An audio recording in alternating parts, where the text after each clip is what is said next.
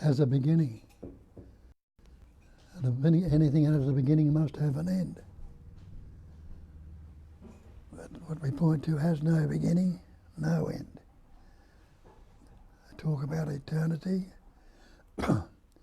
and people got the idea, without questioning or looking into it, that eternity is billions of light years, has a beginning and an end.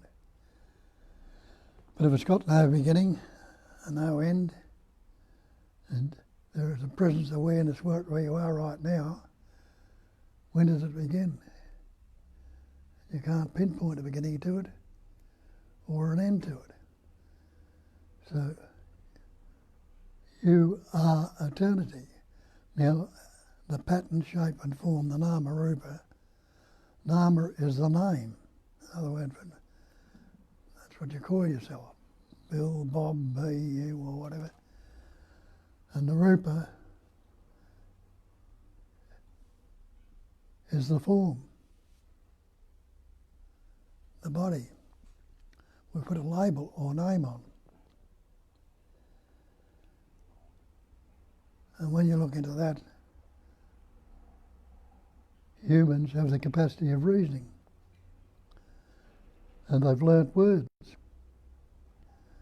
And we put the name on everything in this manifestation. Even, and it's not all the same name either, because different languages, different names, different labels. And even the form has no substance, or any of the forms have no substance or any independent nature. They're constantly transient. Like that body that you call you is changing right at this moment. And we forget to recognise that. We recognise it and realise, but we keep forgetting it. But you only got and in the moment, you realise you haven't got the same body you walked into this room with. It's transient. There are thousands of cells dying in it right now. And you don't notice that. But you look back 10 years ago, and you'll see that's not the same body you got. It's not the same body you can go back as far back as you can remember when you were a little child. It's constantly been changing. But innately, you know there's an essence or something within it that's enable the words to form, the reasoning to go on, and the idea that says, I was there.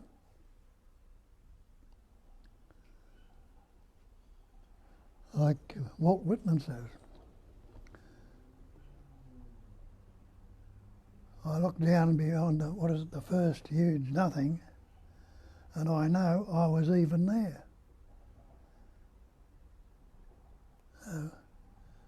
That points out there is a knowing or an essence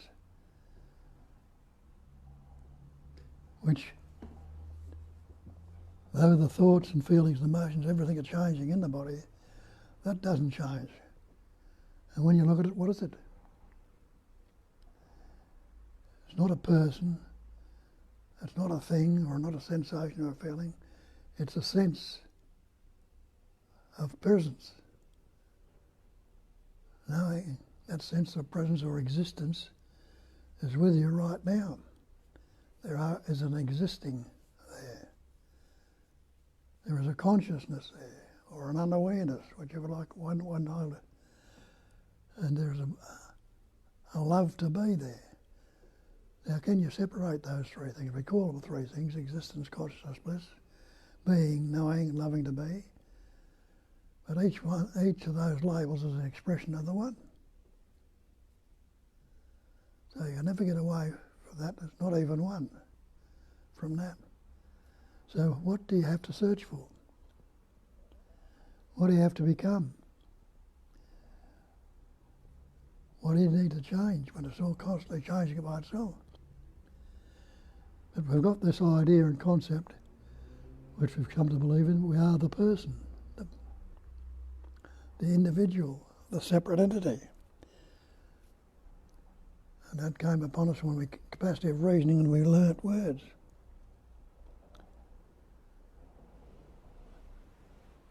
And our parents told us we weren't complete, you weren't whole, you know, you are this person, because they hadn't looked at it either. And it's been believed in ever since, and then we start reinforcing it ourselves. I am Bob, the Australian, the good fella, or I'm a bad fella, I'm not so good, or I'm unhappy, or I'm depressed. So putting all these concepts and labels on, and seeming splits and divisions on something that is in this immediacy. It is this immediacy, it's a constant presence, which has got, this presence hasn't got any static point either. It hasn't got any duration, it's spontaneous, seeming, happening, occurring.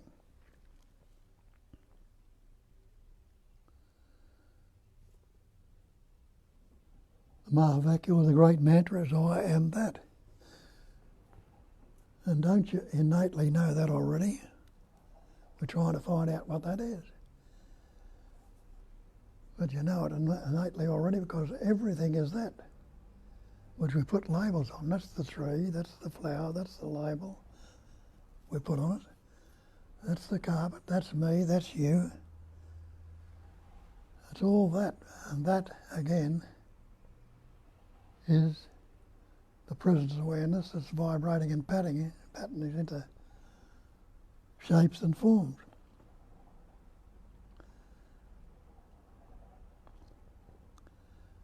And they tell you that in the scriptures too, like Moses on the mountain when he realised that he was that. He says, I am that I am.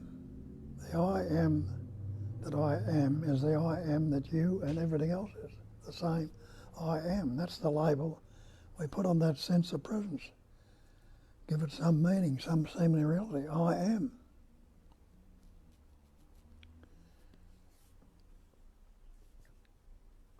That's all you ever are, the amming, or the ising. Stop amming. Okay, the sense of being. And being is not becoming.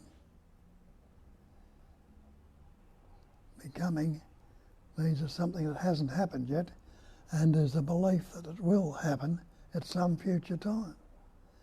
Investigate time and see if there's any duration at all. Though it seems to be, it seems to have a beginning and an end, and you can put all sorts of labels on, but when does now begin? When does this immediacy begin? Try and grasp it with a concept right now, and you'll say it's beginning right now. You can't grab it yesterday and say it began yesterday or last week or last year or a billion light years away. You can say that. But that's not your experience. Your experience is, when does this now begin? You'll say it's beginning right now. And even as you're saying that, you realise it's ending and beginning again and ending again. And that you work out it's got no duration. And for me to get to here to the end of the room, it takes duration, which we call seeming time. But every step I take to get to the end of the room, it's always happening in the immediacy of this moment. It doesn't start somewhere and finish somewhere. It's beginning and end, always in the immediacy.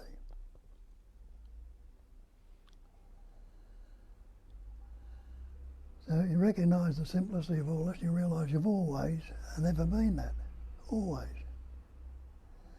We're caught up in the words and the language, in the fears, the anxiety, the stresses, all these sensations which we put labels on. Sensation is a pure sensation right in the moment.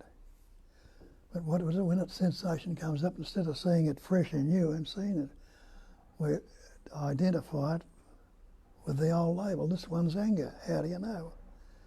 Well, I felt it before, I know what it is. It stirred up the body and all the rest of it.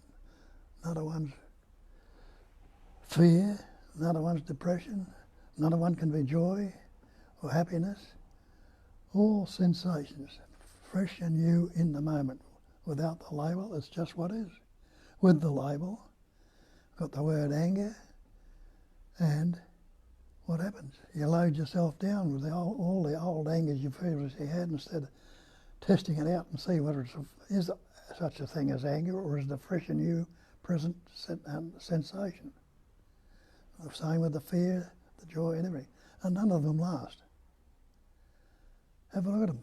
How many of them are lasting?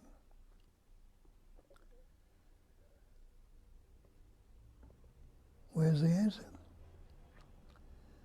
The answer is in the thought-free, ever-fresh present awareness. Now, thought-free, we think we've got to throw all the thoughts out. Doesn't mean that at all. As far as I'm concerned, it might for you, but it means that letting the thought be free. Don't attach to it, don't fixate on it, don't stay with it. See what it does if it's left as it is, on its own. And have a look at that. Is it there now, or is it constantly changing? And can it be there, can it stay there, if you're not hanging on to it, not being clung to by the concept of me or I? Thought is spontaneous vibration.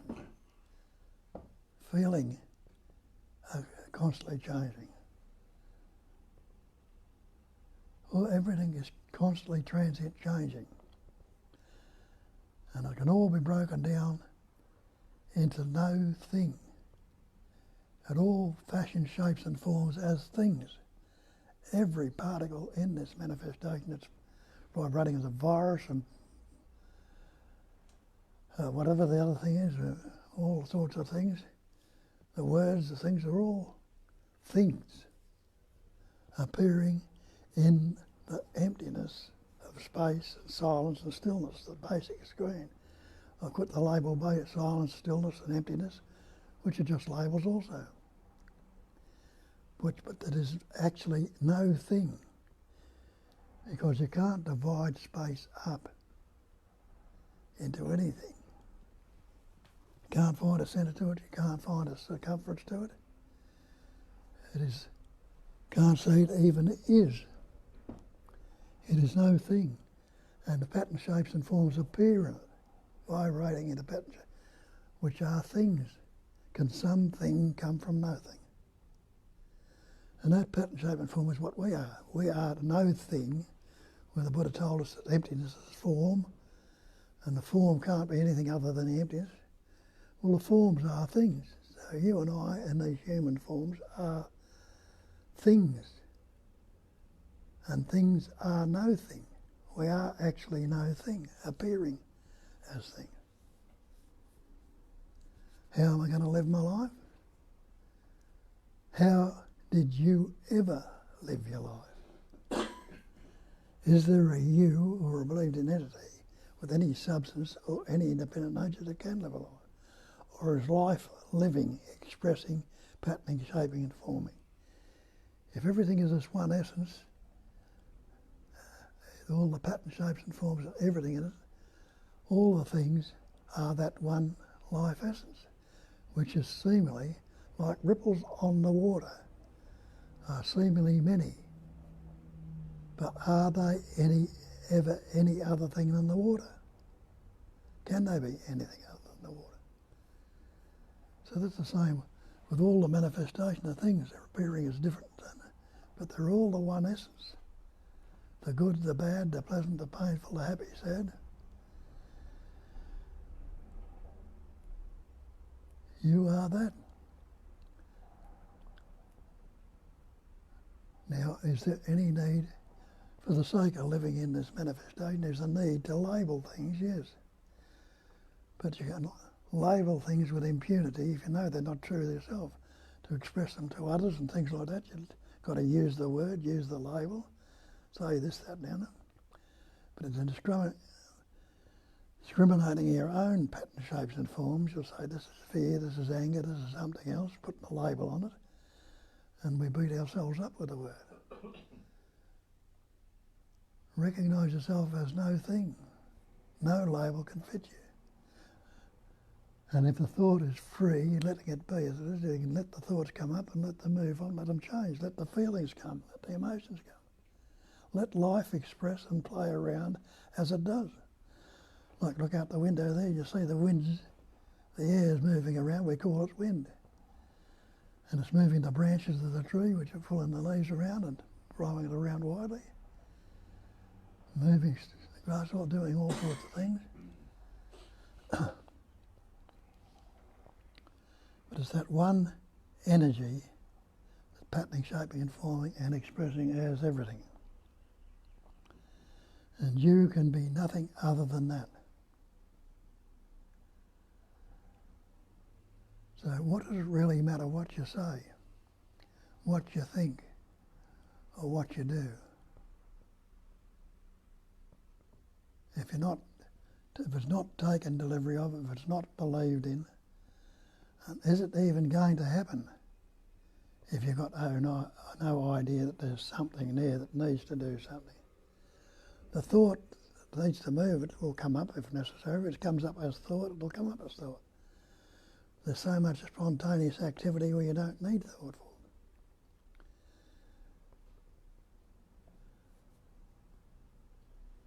it. And that's what we need to look at. See, if there's any static point anywhere in that body, you can say, this is what I am. See if it has any beginning to it anywhere. And how did it begin? It began as a sperm and ovum, two blobs of goo you can't see with your naked eye. So they have long since changed. And the body, the little child, the little embryo, the little fetus has long since changed. And this body is constantly changing.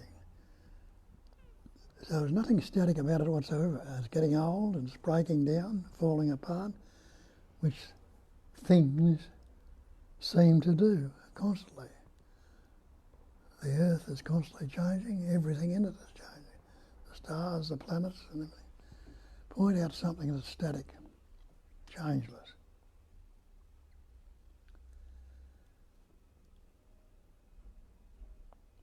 So that life essence that you are, that enables this pattern taking, forming to express, it's using its pattern to express through,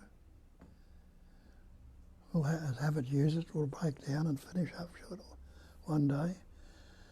But the life that you are, you can't say when it began. Do you think you can say when it will end? Or can it end? Can you ever postulate a time when there hasn't been this life around? What was before life appeared? Anybody know? You can postulate and think of all sorts of things.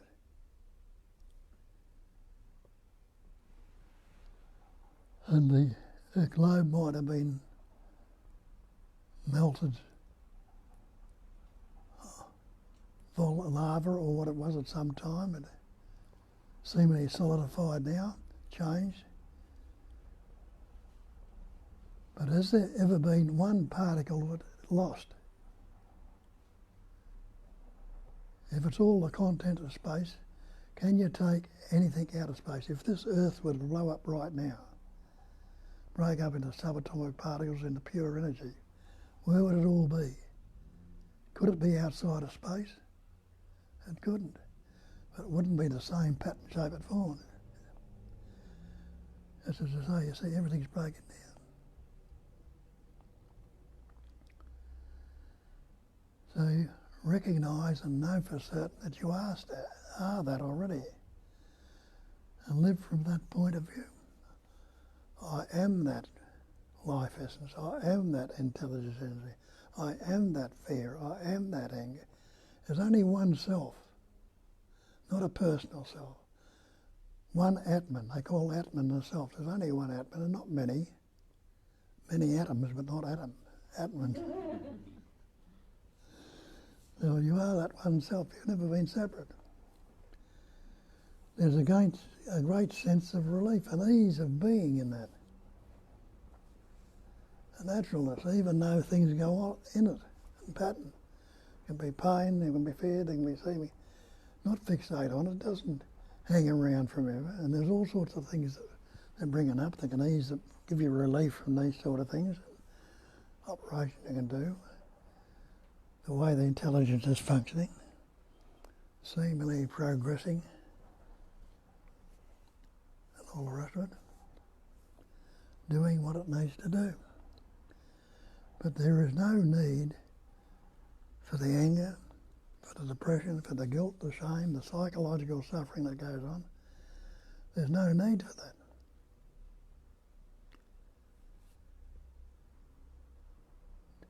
Just be as you are, as I say. You hear all these things, the ease of being, be as you are, pure being, pure knowing.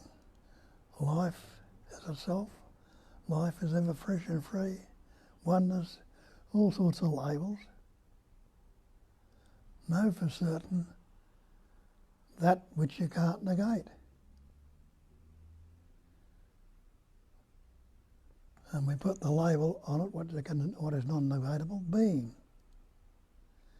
You can't stop being. And you can't change the being into becoming. Because what seemingly becomes will be the beingness, will still be the beingness. It's being that fresh and new appearance.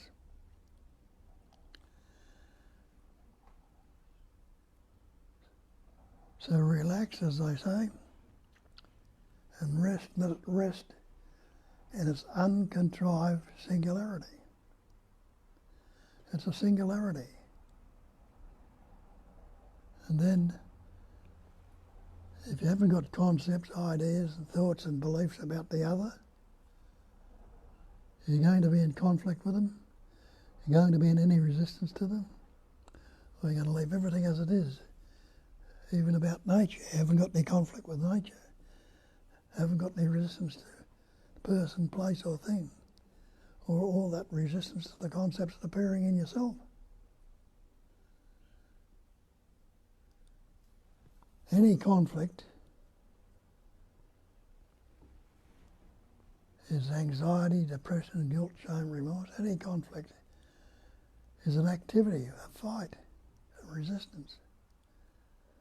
Do you have to be that? To recognise, can you be that if there's no resistance or conflict going on? As Wei Wu Wei says, why are you unhappy? And he tells you the cause is everything you say, everything you think, and everything you do is for yourself, for myself or me, who doesn't like it the way it is.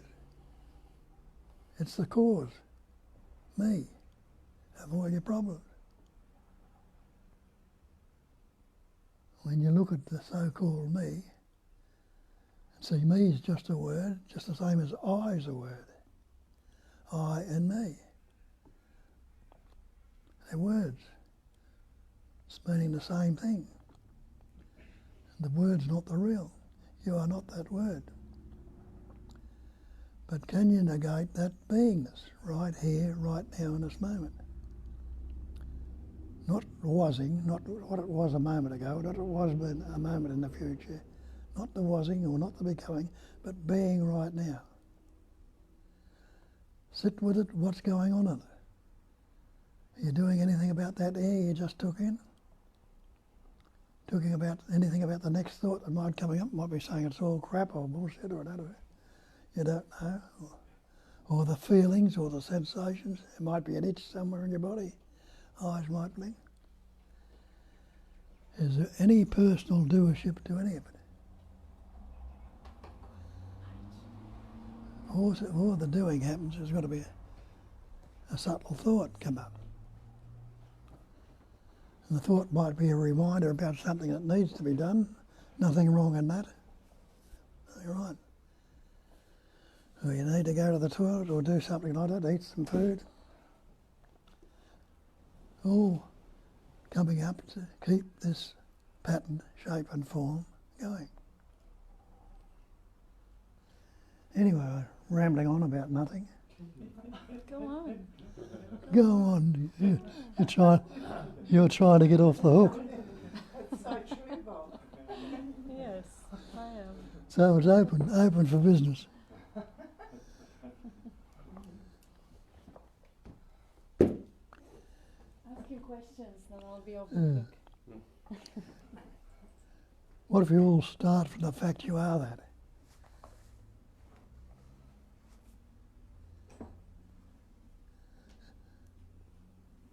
Anybody unhappy?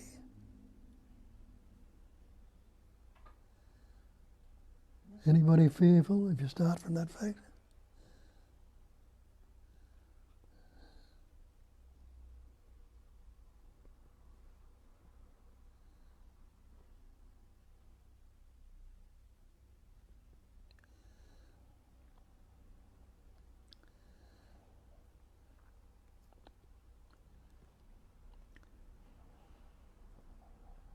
Is there thinking going on right now?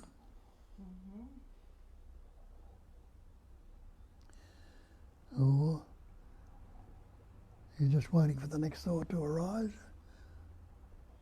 Or you're trying to work out what you're going to think next?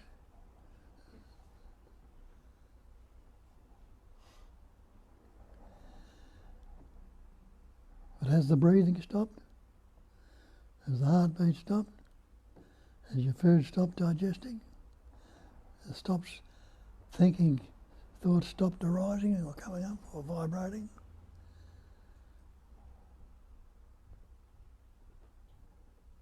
Blinking your eyes, close your eyes, doing what you think. All sorts of things are functioning. If you're not saying, I'm doing it, has it stopped happening? Or is it still functioning? So it doesn't need the I, the conceptual image, to tell you anything. But to translate it, you've got to use I. Or me. Translated anyone. But you see, in the happening itself, doesn't need anybody or anything. Life is happening. It's occurring. And when the Nisargadatta tells you something, and there is only life. Life is all there is. Only life. It's not a personal life. Life is a totality. Only life. And he says there's nobody, no person who lives a life. It's life that's patterning, shaping and forming, cognising, knowing. The life is before any pattern, shapes and forms and things came on it. It's just that pure essence, if you like to call it that. You can't even put any label on without the word.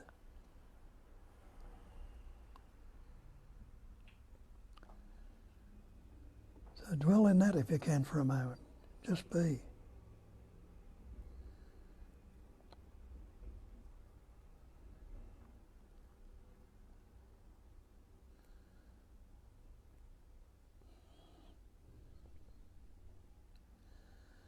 Let the breath come naturally, just the same as the heartbeat. Anyway, tell us about it.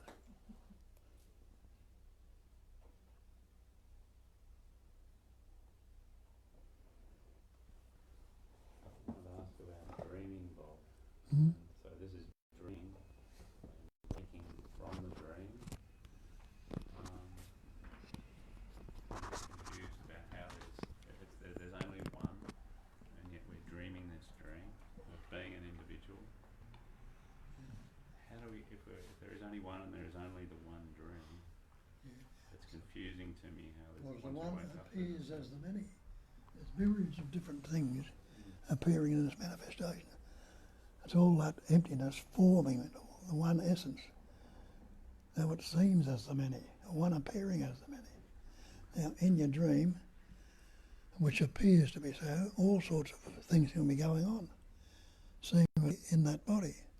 When you wake up, where does it all go? And where does the dream character, you, that character, appearing in the dream as the dream character, what happened to you? Gone. You wake up, now, can this be anything other than the dream? It's a waking dream. It seemingly lasts a bit longer than the dream. It carries on next morning from where it left off. With the dream you had last night, it's gone, it's seemingly gone forever. And you won't be able to recall, it's a very heavy dream, you might recall parts of it, little bits of it here and there, the actuality of it, no. this seems to continue. But if you were that character in the dream, you'd be frightened of losing it, wouldn't you? But when you go to sleep, you gladly give it up. Gladly give it up. You want to go to sleep when you get a bit tired, you know. So you know when that sleep comes upon you, it's not the end of you. But it's the end of that dream character. And it's the end of the character in the waking dream too.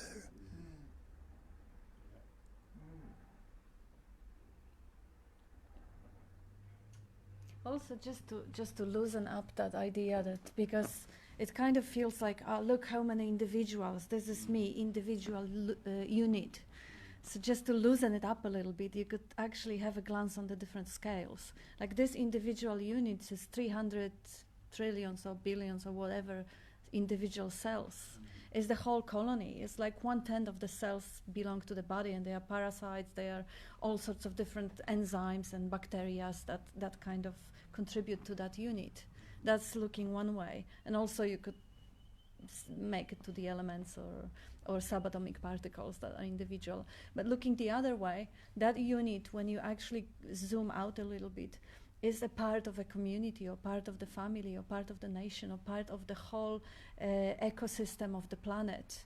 So now the individuality is not that rigid, because it feels like, yeah, this is the unit that you can't question. Like, I can't question that I'm separate. So you can just kind of see how conceptual it is. See how this is an assumption that this is the individual unit. And yes, in the dream it appears this way, because you can think of water appearing as river, ocean, lake, dewdrops, rain. All that is water, but it appears in many, many different forms. So it is relevant in a way, but also it is conceptual. It is made up concept, because if you go back to the plain experience without any labels or code of the concept, code, car, or the house of the concept that you put on yourself, the direct experience is only of sensing, perceiving. It's like perception happens from here. There are some floating sensations going on in there. There are different sounds and stuff. And to attribute it to the seer is a conceptual step. Like, if you go back to what is real in this moment, the real in this moment is, yes, there is a being and stuff. Like Tony used to say, it's just stuff popping up. Different things come and go, different clouds, different thoughts, sensations. But that there is someone who has them, that's an assumption. Because, yeah, there is a being, but that being, to attribute it to the individual, that's the assumption. That's not the reality. It feels this way because the way brain is structured, in the brainstem you have this sense of location that kind of makes it possible to move around, so you don't bump to people or chairs or something, kind of limitations of your vehicle. But the same way, the limitation of your car is just for the convenience, for the functioning. But you don't say you are your car. So it is really, it will always appear this way. Like Bob is saying sometimes, even though you know that the water in the sea is not blue, is clear, it still appears to be blue. So even though you know there is no individual or there is no little human there or monkey that is driving the thing, it still appears as there is a free will or control, or it still appears this way. But you know the truth, and the truth sets you free. So you don't take it seriously, you don't take it personally. You just see how the body functions. You see how it takes decisions or make choices. But this is the part of functioning of the body, and you are the awareness, the space-like being that is enabling it to do whatever it is doing. And actually seeing it moment to moment, how you don't know what you're going to say. You don't know whether you're going to ask the next question or not, or you don't know whether you're going to wave your hands or not. You don't know those things. And just discovering what the body is going to do, what decisions, what choices, just watching it, almost as if that was your kind of avatar or your puppy that you like, or your baby. It really kind of takes the sting out of, because, you know, being an individual, obviously you want to be the best self you can be. And then you have the high standards, and then you hate what you have. You want it better. You want a self-improvement. You don't really have much of self-love in that limited condition.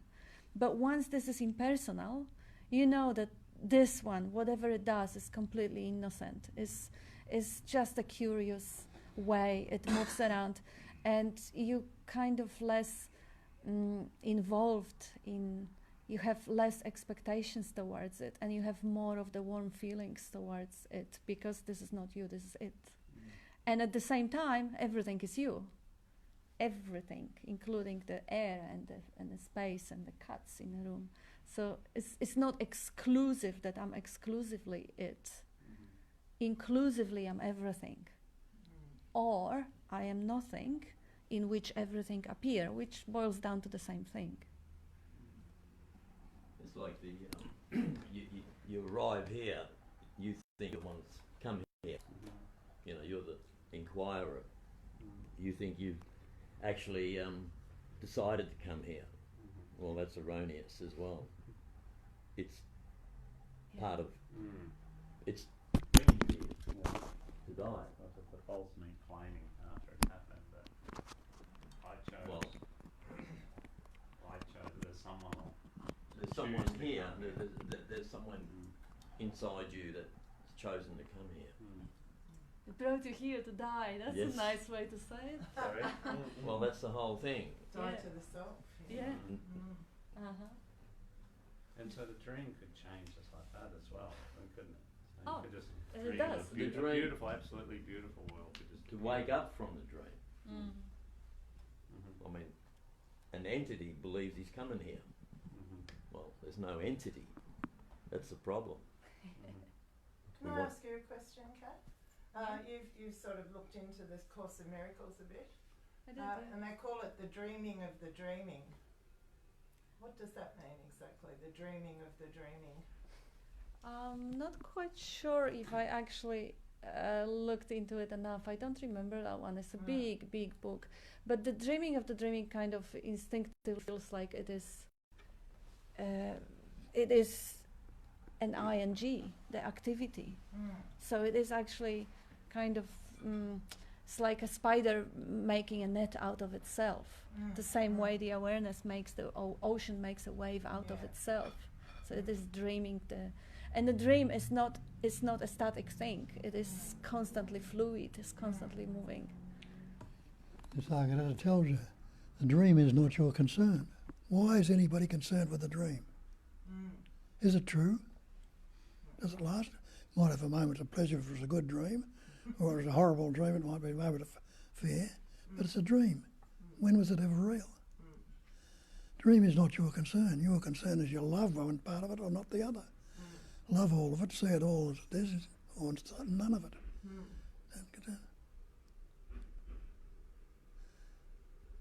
And then viewing in this way, we've been in the city yesterday with Bob, and because this is a kind of a nice example of a dream and validity of things in the dream. There was a protest, and there was a big, big crowd of protesters. And Bob, well, my eyes are too bad anyway, but he couldn't read what they had on the boards either. So I got the phone and went on the news and tried to figure out what they're protesting about. And I couldn't really find much of the information, but there was a protest going on about closing Aboriginal communities.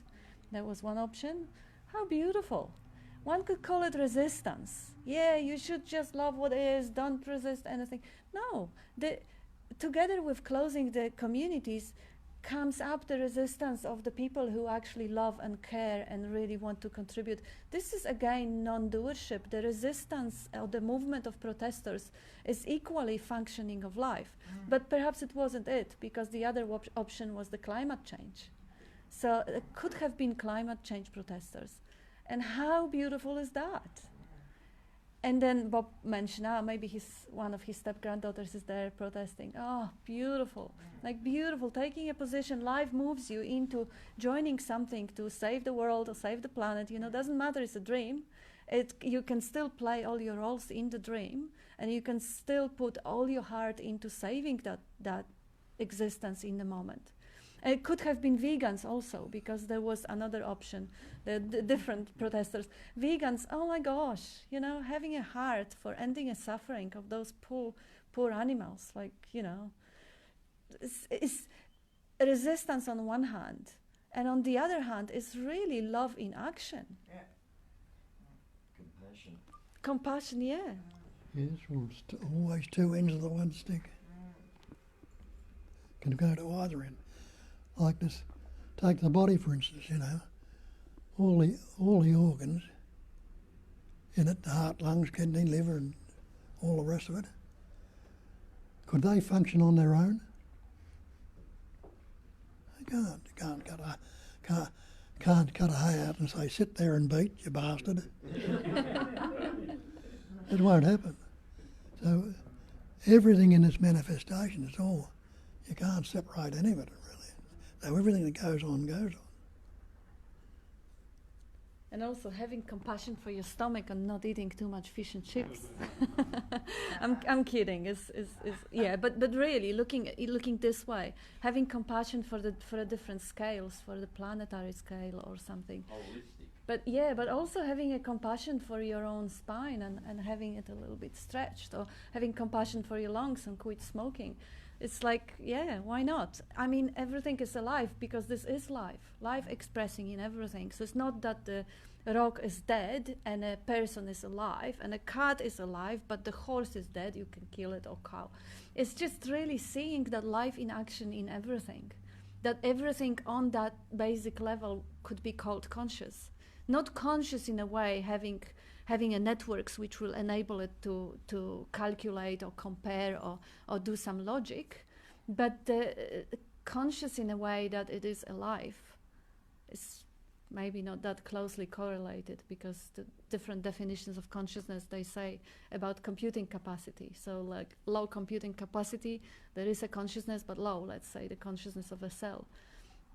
But anyway, even the rock has the non-zero capacity. It is everything is the same one life expressing as different forms, so it is alive. So seeing this way actually opens the heart for everything, even for the elements of the bodies, like cell or cells or liver or whatever.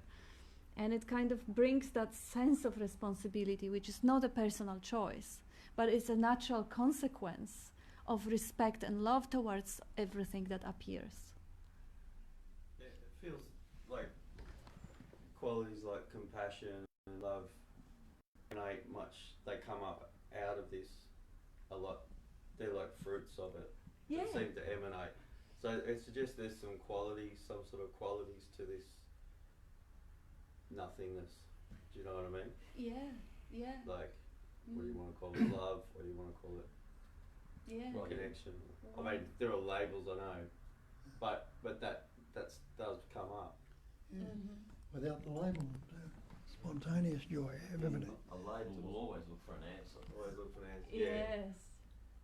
And like, can anything exist without the sun, for example? No. Mm-hmm. Sun doesn't care whether you're hiding or, doesn't care what's happening. No. Doesn't know anything else, can never meet the night. If it's looking for darkness, it can never find it.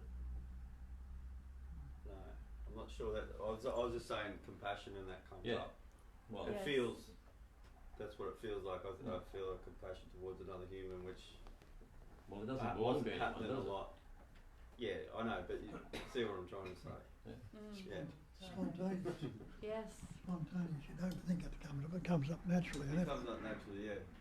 It's more the end of the stick that says, don't beat me, as opposed to the end of the stick that says, beat me, stick.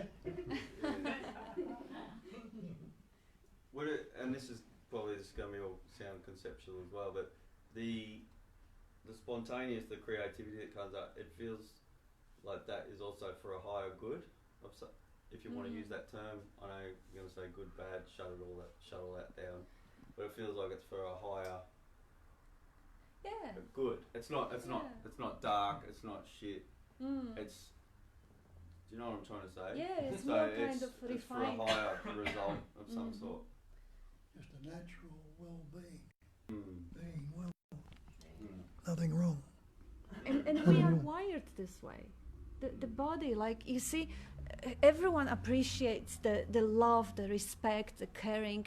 We are wired this way. This is part of the ultimate pleasure. Like, everybody will avoid pain or burns or hurts or something, and will follow the bliss, will follow the pleasure. With animals, the same. This is the natural wiring. And the love and compassion and gratitude, they're something that, gosh, like, I don't know, there are societies in which, I think it's a Bhutan, which the level of Gross happiness, right? yes, the gross, how you say it? Happiness product, I think it is. Yeah, the product that the country is proud of is a level of, subjective level of happiness. If people are happy, they will be naturally compassionate, helping one another. They will be caring. They won't need to snatch anything from one another because they're already happy, they're fulfilled.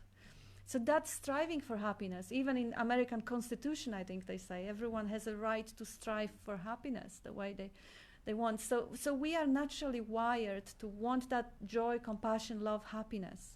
This is something that we consider naturally as the highest sort of level of consciousness, definitely higher than the survival mode in which you want to kill everyone else and you want to just be the strongest or the fittest, and you want to, just take advantage of people because it doesn't really feel right. We are wired naturally towards those more subtle, more refined, and more pleasurable for us energies. What's stopping that from happening? Exactly. That's The formation of concepts, thoughts, feelings, emotions. And a wrong assumption. There is a wrong assumption that there is a center that needs protection. There is a self-center, there is a me, and that me is in danger, or that me doesn't have everything it deserves or it wants or it needs, and it needs to get it, and doesn't matter everyone else. This is all about me. So that is the core of all the nastiness. That is the core of the suffering, and this is a wrong assumption. It's not true. So you're travelling lighter when you're not obsessed with yourself. You're just you're travelling lighter, so you're open to, I like to call it responding. It's another thing with an ing on it. So when there's no narrative about a me that doesn't exist, you're just open to responding. You're just responding to whatever is. No resistance. You could say that me is like a reptilian. Absolutely. Good Or a point. parasite. Yeah. But It has no emotion whatsoever. don't get any idea there's anything higher or lower. Where would you measure it from? Where's the centre? It's all just as it is. To take the concepts off, you're not putting your concepts on it. Who can be superior to you? Who can be inferior to you? What would you want about it? And that natural clarity or joyousness must respond. Nothing to impede it, nothing to stop it, nothing to block it. Well, in the three types of love, it's eros, philia, and agape. Yeah. You know, well, two of them aren't quite the right. Eventually the level of sensation is just like fewer sensations are around that set the alarm bells off. There's less of that happening. And that's at the other level, apart from the story. And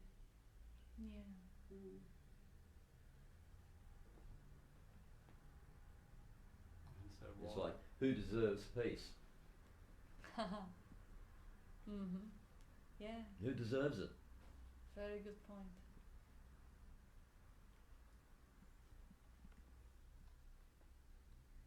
You want to say something, Bob? Good. Did you want to say something? There's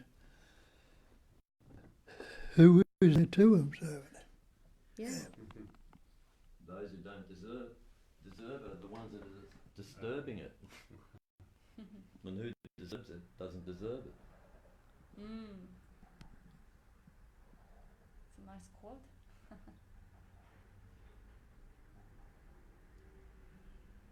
Where is the peace. Peace that passes all understanding. Yes. Not in the mind. Not in the mind. No. And is it ever obscured? Like that peace or that space or that silence, whatever is going on, whatever the story or turmoil or identification or false assumptions, does it really ever get obscured? Like, you know, it may seemingly feel like, oh yeah, now I'm angry or aggressive, so I'm not peaceful. Yeah, okay, but am I not aware? Am I not alive? Am I not existing? The existence, the awareness is always there. There is a storm on the surface, but down there, on the basic level of existence, I still am, and I still am conscious. And then staying with the I am conscious is peaceful. Only going into the conceptual ideas, dreams, imagination, daydreaming, that can be disturbing, but it is a disturbance within the cloud. The space is not disturbed. It's never disturbed. Feels like resentments, which used to be really get stuck, they just dissolve a lot quicker now. Oh yeah. Like it'll come, the thought will come up, but then it'll just, it can't land anywhere. Mm. Yeah, isn't it great? It can't. It tries to find a spot to hit.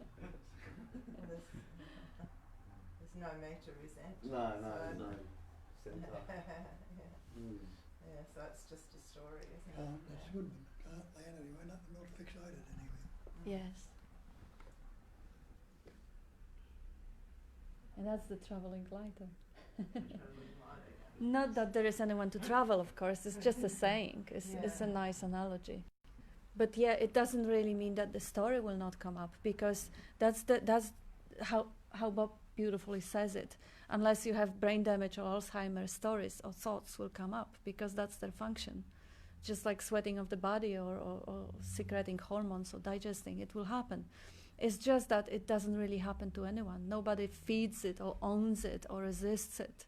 So when the story comes up, and the story, let's say, is even charged, hardly, because it kicks into something that was on the cellular level, written in the body in an early age or whatever, and it kind of has that charge, then okay, let's see how long it is going to last. Let's see how long the story is going to be here, and do nothing about it. Because if I have a story, let's say a resentment, and I try to push it down, or I try to do whatever, now the assumption comes that there is a me who has the free will and who can do something about it. I'm back in the double story. Me having a story about having a story. That's a suffering. That's being lost. Whilst if I understand that, okay, story came up, the story shown up. Think when you said me having a story about having a story, that's the dreaming of the dreaming. Oh yeah, that's right. Yeah. It's the dreaming of the dreaming. That's how it appears to me. Yeah. Another bit of a bad habit is when the story subsides, then an immediate story says, oh, so what did I learn from that in terms of clarity? So there's, another story just always sits in there like constant. Yeah, it's very persistent. Oh, That's yeah. the nature of the mind. That's the nature of the mind, Another quick judgment, another quick assessment. Yeah. How beautifully that you actually see it. This is amazing, because those type of stories are so transparent. They're so hard to see. Okay, now I had resentment. Okay, I dropped off. I did nothing about it. Dropped off. Now, how am I going to prevent it from happening again? I'm back in the story. And even if you don't go to a real, there's no I'm going to do anything. It's not that. There's still just an assessment going on. And there's still. Oh yes. At the more subtle level, without that extra I stuff, is like, what was learnt from that? What's this pattern going to do next? Then it could be like, I'm frustrated about that, very subtle, like, don't like being. Bringing it back to the 12 steps, you humbly ask him to remove your shortcomings. Him being a concept for God. Or being a space. But when you have a look at a pattern, you just humbly ask that someone else remove it, whatever that power is. You don't say, I'm going to remove it. Well, it's just patterning, but then, Yeah, so but then I get an eye thought like, oh, it's going, I'm really uncomfortable in 10 minutes when that shows up. So that's when I go into my eye thoughts. Yeah, that's right, and that's what I'm agreeing with you. Yeah, but the pattern is just in located. Yeah, there's nothing you can do about it. It's not located at all. It's quite non-dual. But all you can do is watch it. All you can do is watching. There's not even a watching. It's just pattern. Well, there is watching. There's watching all the time. Well, awareness of the pattern. Yeah, Tony has a little bit of a different language, and I Yeah. really like the way. Watching perspective. Yeah. Pattern. Whatever. When you're not thinking about it, there's no location anywhere. No, that's right. The And pattern's also real. what you say that you don't really even want it to go. You just like if there is a resistance towards that computing or analyzing or what you say Step away from it, leaving. yes, because then there is a resistance towards learning from the learning or from the even that should be left as it is. Everything if it's left as it is. I mean, of course, if the thought comes up, God remove it. That's another pattern in it also, which should also be left as it is. Like if we see the pattern from the perspective that is completely neutral, left as it is, now I am the non-doing awareness. If I want to do anything about it, if I want it not to be there, or I want it to be removed, or I wanted anything, that is again the me having an agenda towards what is happening in the present moment. Subtle dropping off, like just dropping by itself. It's just droppings. There's just lots of like little droppings along the track. But anyway, I've been getting that from watching these K-dramas and the things that really impact on, make me scared. Which is usually some aggressive person getting in the way of another people's loving each other, and them wanting to be subservient and sad and miserable and all the rest of it. It's very common, especially in the Taiwanese otherwise. And but it's just that really lately, just seeing the fears and just seeing the examples are gone, but the tiny differentiations in it, and then them not being differentiated, it's just energy. Like one more major one was like, seeing that the aggression and then this pattern wanting to like externally fix, he could say that and he could do that and tell them they shouldn't be doing that, whatever. And then there's like, there goes that pattern, that's interesting. There's that backup business again, that fighting back.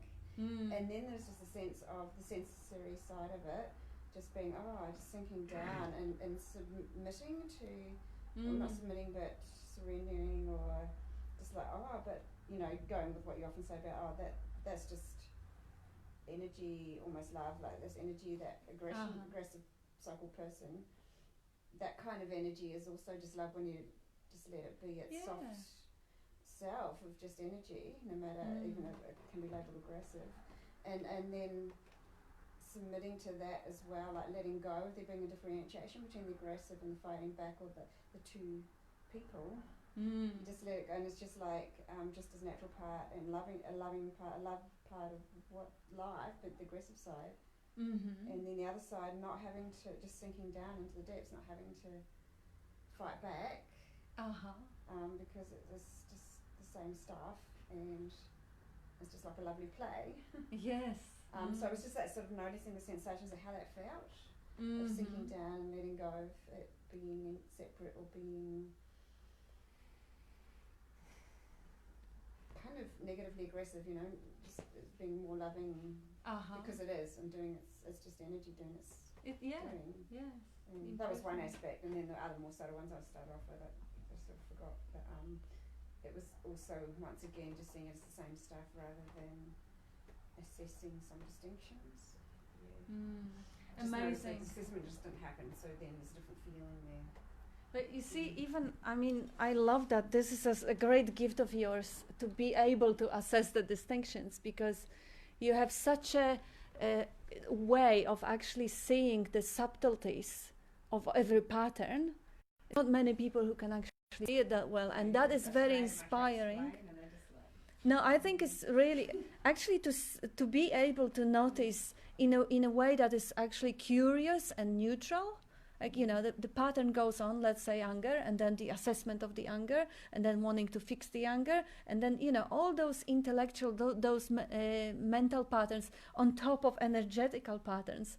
This is when you actually really put your mind into finding with the full curiosity what is really a content of this moment. There is no really much of the room to have any resistance towards it, because all the computing capacity goes into distinguishing that subtleties. And actually the first two, this is not really very head-based. The third one is for me, because I'm often in the head, the fixing side, that's often a little head bubble. The first two really aren't, they can just be occurring, not even located, they can just really be quite neutral, just like words coming past, thoughts going out. Third one is me in a head bubble. For sure, like the fixing stories, because you only notice them when you drop out of it.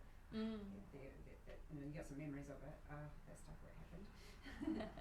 And I forget what your fourth one was. And at the same time, as you have those observations of what is going on within, there are also things going on without. Like there are also sounds going on. There are sounds in the background, so there are sounds in the room, or there are different flavors, and there are different positions of the body. There is a lot going on in every single moment. Yeah, I think that can be confusing on people, because I think, I don't know, but what I've witnessed is this system knows one thing at a time. So to say that everything is available, sure, it might be travelling in with little particles into the body, into the ears, into wherever, but it's not really available in experience ever. There's only ever one thing in awareness at a time.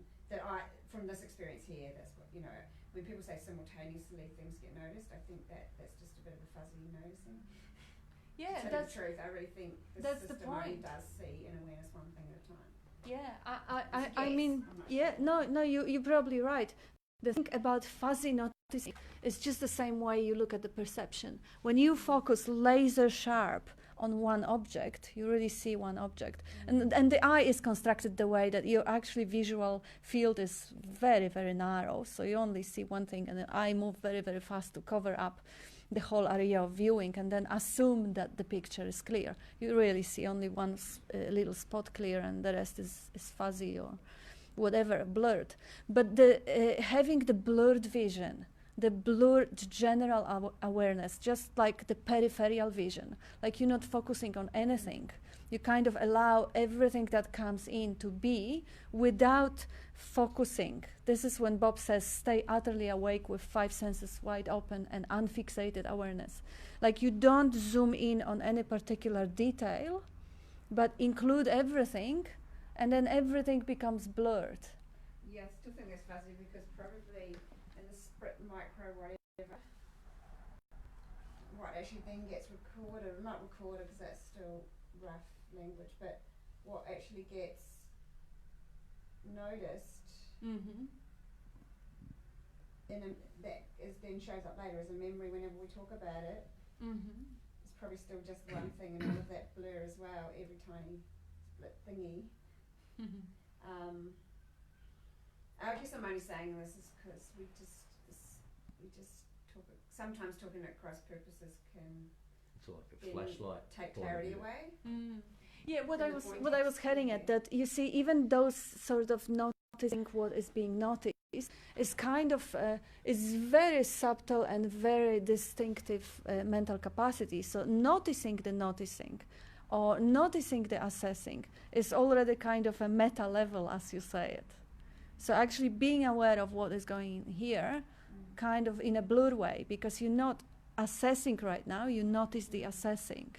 That's sort of a meta level in which the noticing is, the assessing doesn't get that much energy anymore, because the noticing gets more. Yeah, and then there's, I was going into a final level, and then of course you don't think about it, and you just, that's the point. That's the final level.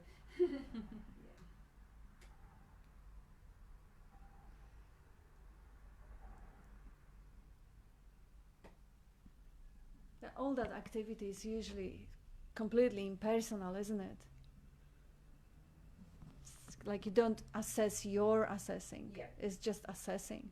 Yeah, assessing's going on and gets noticed in a memory when somebody asks about it.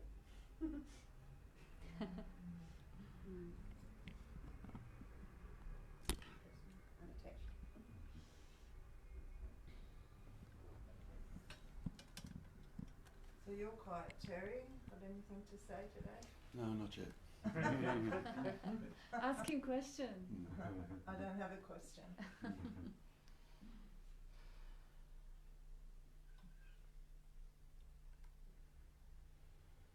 have a question about the 3 types of love. Oh, Can you expand on that? yeah. Affilio is friendship, isn't it? The Greek word affilio. Eros, as we mature as beings, our bodies change to erotica, sexual drive. The affilio and erotica, they sort of go together a bit, don't they? For a while, until things sort of crumble. And the third one, that is non-conceptual agape. Unconditional. Sustains all. It's love. It's not personal. Doesn't belong to anybody. Thank you. Because you mentioned that some were wrong and some... Pardon? Mentioned that some were wrong? No. Not No, that, I not said that wrong. Oh, I thought, Maybe more dual. yeah, more dual. Okay, that's, so I wanted to clarify because I misheard. Depending on separateness. Yeah. concepts, yeah. Well, my family, my tribe, Mm. it's all mine, isn't it? My country. Naming and claiming. My country. Mm.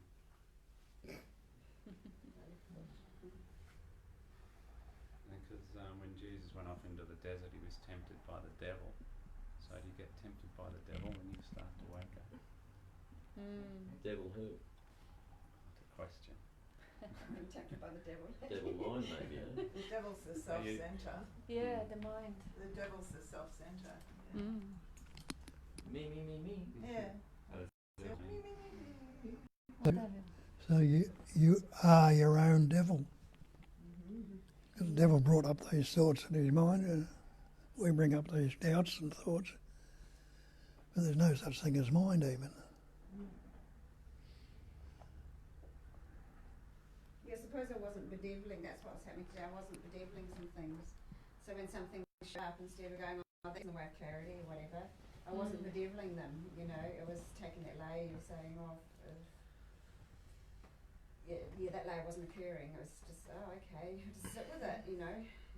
Sure, I mean, you know, a couple of hours of not doing what might supposedly lead to more clarity, but that wasn't bedeviled, and so it just got felt. Those feelings, you know, they didn't get put into a box of, you know, there's this clarity doing that activity or that activity. Whereas that, I think that's where that expectation at the subtle level comes in, you know, oh, clarity's supposed to look like this, behaviour towards clarity is supposed to look like that, you know, or anything's supposed to look like anything.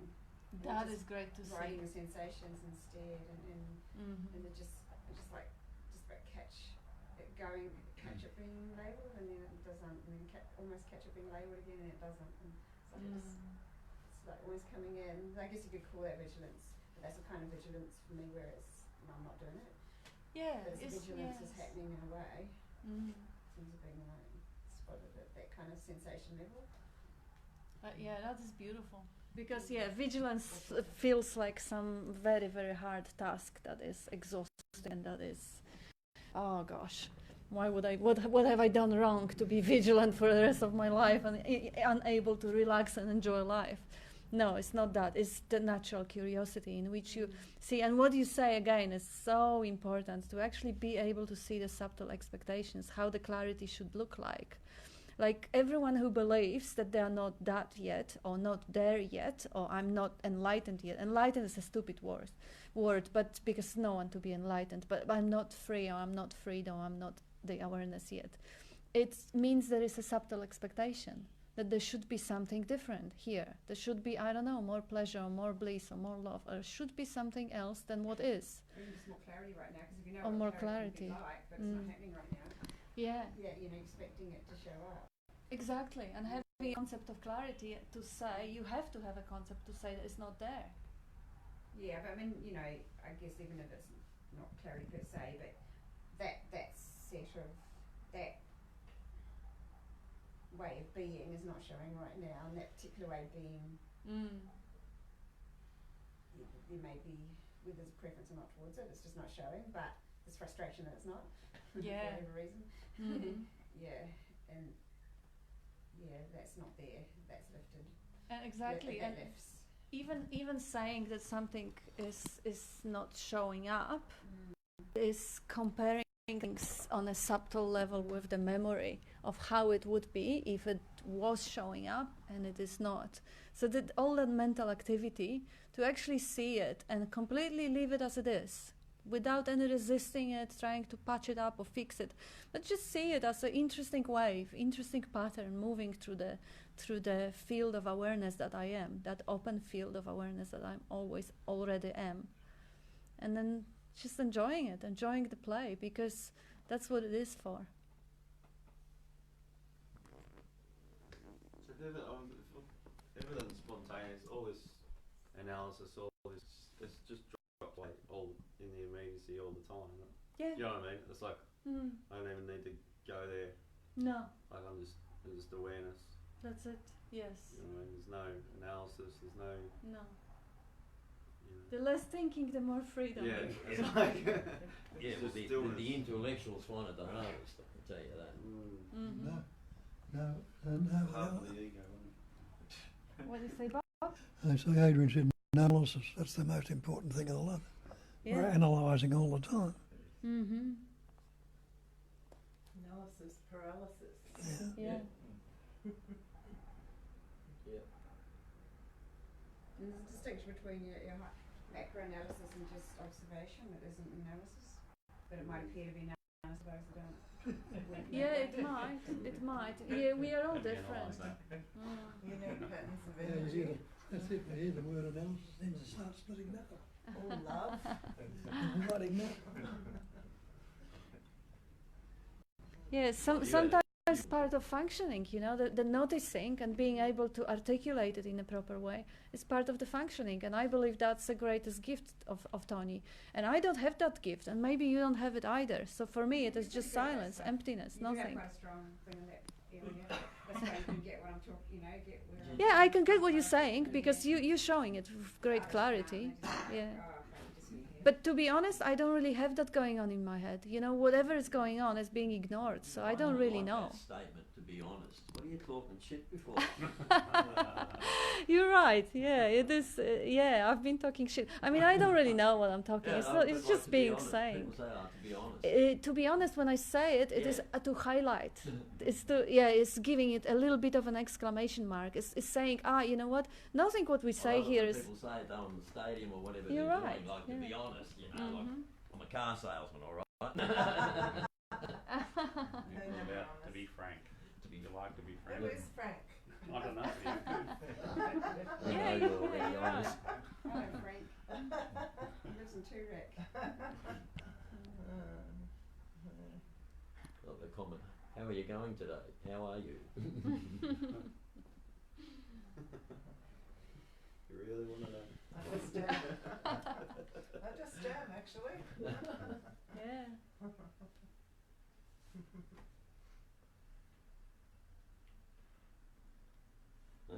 All about wake up.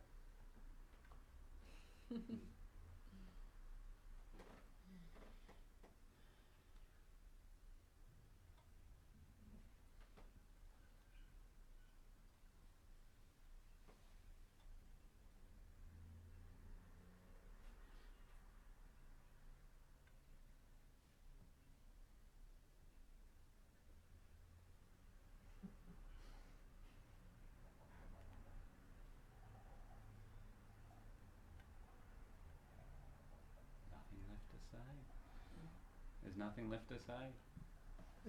Yeah. It's a good sign, man. Who cares?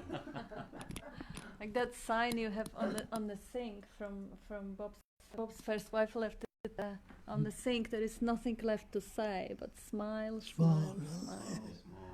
Yeah. I just Natural say, state. recommending to people who haven't had an opportunity to sit with Bob, if that's still available. Oh yeah. Still doing sessions to come Still and sit doing, with yes. Bob. Yeah. And also with Terry, I've done a couple of sessions with Terry online. And I've had a significant shift since then as well. Yeah, good. An amazing coincidence, like the night after I did a session with him, I bumped into him at the airport. Yeah, that's right. The next Four day. million people in Melbourne or something. Yeah. But You worked that out well. yeah, Yeah. but just Picking up our kids. picking up our kids, both him pick up his son, me picking up my daughter. But since then, I've kind of had like the images are coming up. So talking about analysis, it's more like the images are just kind of coming up, and it's like almost like a flash from a movie, or it's just they're coming up, and I'm just seeing them, and it's kind of normally I'd get engaged, and it's, so there's not even the analysis; it's just an awareness that they're popping up. So that's The sort of screen. yeah, it's the like screen. and lots and that, and sometimes it's like they're not in my life either. It's like other stuff, and it's just like popping up, and I'm kind of Oh, yeah. And it's such a minute. mm. It's so minute compared to, or along with, everything else that's popping up that we don't give any attention to. We don't. We give so much attention to what pops up in either images or the thoughts or the ideas or the beliefs or the words, the sounds, the sentences, whatever. We give nearly all of our attention goes to that, to the exclusion of everything else, and that also just pops into existence, just like the clouds float by do, or the wind rustling a leaf on a tree. Like, there's so much happening. There's so much happening, and We're focusing on a couple of shitty trees in the forest. yeah, that's one way of looking at it. That's one way of looking at it. But That eventually, burnt tree.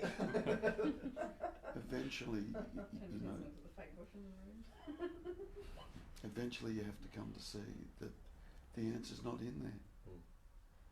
It's just not in there. Yeah. We can analyse the buggery out of it, talk about it. We can even talk about what it's not, and or we could talk about what we actually are, You're saying it's better to bugger the analysis out of it. Just the answer's not in there, and in the absence of that, there's no question and no answer, nor a need for one. In the absence of that, or not, that's misleading. When all of the attention's not on that, when the attention's not divided, or we don't discriminate, or isolate, but when the attention is We'll fix that. everywhere and everything, who cares if one of the 300,000 leaves that are on that tree out there happens to have fallen down and hit the ground, or a cloud that was there 5 minutes ago has now disappeared, or a thought that might float through or just appear for a moment and then it's gone. Like it's so, when we particularize like that, we miss everything. We actually miss everything, and we can talk about what, like I've just done. We can kind of done. We can talk about what it is. That it's just an expansion of everything, a complete spontaneity of everything, Including you. Yes, to the excluding nothing, like everything. We could go there, and unless that's actually experienced it, we've just got me trying to grab a hold of that as another concept, another idea, Whereas the true investigation is constantly keep coming back to, who am I? Where am I? Is there an I? Is there a me? Constantly come back to that. If you're not there, then where you are is here, trying to conceptualize about this. And you've got to get out of there, because the answers, it's not in there. At some stage, let me say that, you've got to get out of there. You know, it kind of gets used for a moment, but you've got to see the futility of it. You know, it can't know anything. It can't. Everything it seems to know or understand is purely conceptual. Absolutely nothing but conceptuality. But that's it. And a concept's not real. It's not real. It's a concept. It's an idea. We're trying to frame something that we believe is real. So we believe that's real, and then we put a concept together around that we believe to be real. But that we believe to be real is also a concept. So you've just The great perfectionist. So you're doing your head in, right? You've got to get out. You've got to, Yeah, just- Bob. Bob said it. And as Terry says, it's not in the head. Well, if you listen to Douglas Harding and have a look, you got no head anyway. So where is it then? And of course, I just add this one so that makes it clear. That is all valid if you're still seeking, if you are a seeker and you look for the answer or for the questions. Because if you don't have questions or answers, there's absolutely nothing wrong in loving that dead leaf to fall off the tree, one of 300 million trees or whatever. It's nothing wrong with absolutely anything. Whatever shows up is what shows up. But if you are still a seeker and you look for the answers, then yes, they won't be in the thinking, they won't be in conceptualizing. But at the same time, being capable of focusing selectively on whatever appears is the only way to actually acknowledge it and love it and appreciate it. So it is a different phase of experiencing and expressing itself as that. If you are a seeker, that part is probably going to come a bit later. First comes first, the questioning whether it is really anyone to who it is all being related. But if relating doesn't happen anymore, then of course there's nothing to be done. Of course there is no need to question or do anything. It's just see where you are and what you want. Because if you want nothing, your expression is delightful. But if you do still want the enlightenment or freedom or you still believe you are a self and you want to get out of it, then yes, then Terry is the best one to go to and verify that. Oh, of course Bob is the best. Sorry, darling.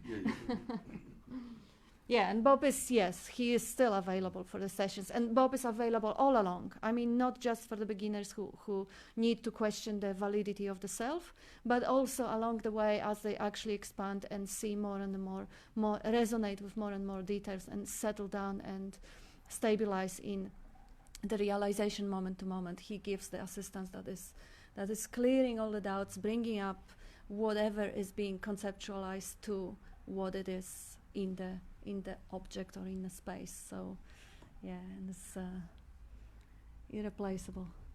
And it's available on Skype, and he in matter of fact he has quite a few Skype calls per week, which is great, and a lot of success with that, which is great.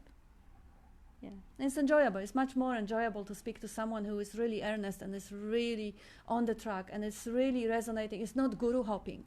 Like a lot of people go from one guru to another, just go and learn one language. As long as they know one way of expressing, they go to someone else who uses different analogies for completely different, or the same analogies for different illustrations, which is totally, it's all language, it's totally flexible.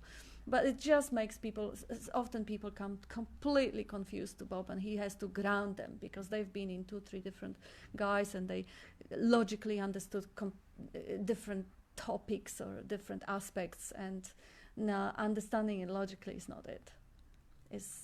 So he's still there.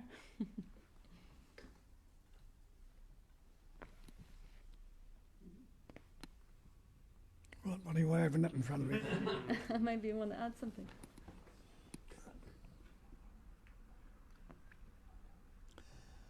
No.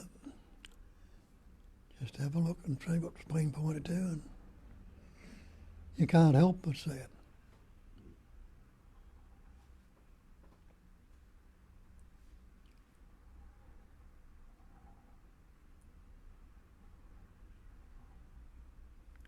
Anyway, it's time. Is it? Thanks, Okay. Bob. Thank you. Thank you.